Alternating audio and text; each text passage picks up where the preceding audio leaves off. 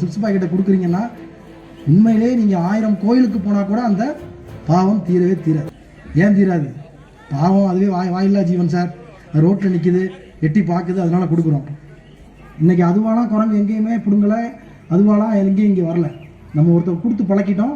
இன்னொன்று, அதுங்க இயற்கையாகவே மரம் ஏறி பழம் பறித்து அந்த பழத்தை சாப்பிட்டு அதோட எச்சில் மூலியமாக அதோட மலம் மூலியமாக போய் திருப்பி ஒரு செடி வளர்கிற பெரிய ஒரு சங்கிலி, ஒரு ப்ராசஸையே நம்ம ஸ்டாப் பண்ணுறோம். இன்னைக்கு எல்லாத்தையும் அது போட்டுச்சுன்னா சிப்ஸ் தான் வளரும் போல. அதுக்கு மூட்டு வலி வந்துருச்சு, மரம் ஏற முடியல. மனிதர்களைப் போலவே பெண் குரங்குகள் செயற்கையாக மேக்கப் போட்டுக் கொள்ளும் குணமுடையவை என்ற சுவாரஸ்ய தகவல் ஒன்றையும் பழனிக்குமார் தெரிவித்தார். இந்த இயற்கை கொடுத்தது அதுக்கும் நானும் அழகா இருக்கேன் அப்படின்னு காமிக்கிறதுக்காக, ஒரு ஆணை கவர்றதுக்காக அது இயற்கையா இல்லாமல் செயற்கையா மேக்கப் போடும்.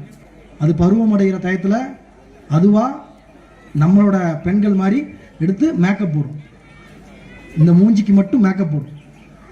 நீங்கள் கண்ணை மூடிட்டு ரொம்ப தூரத்தில் இருக்க குரங்கு மூஞ்சி சிகப்பாக இருந்துச்சுன்னா அது பெண் குரங்குன்னு கண்ணை மூடிட்டே சொல்லிடலாம். பெண் குரங்கு மட்டும்தான் மேக்கப் போடும், ஆண் குரங்கு எதுவுமே மேக்கப் போடாது.